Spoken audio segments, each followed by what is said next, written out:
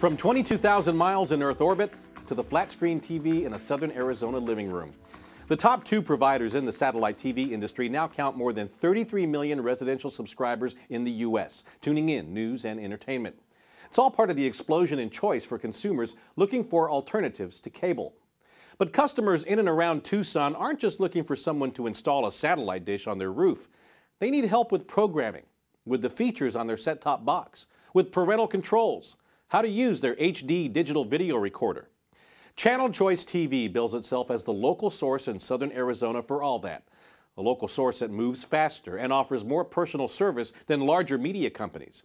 It is an authorized retailer for DirecTV and the Dish Network, along with Quest, Wild Blue, and Simply Bits internet service.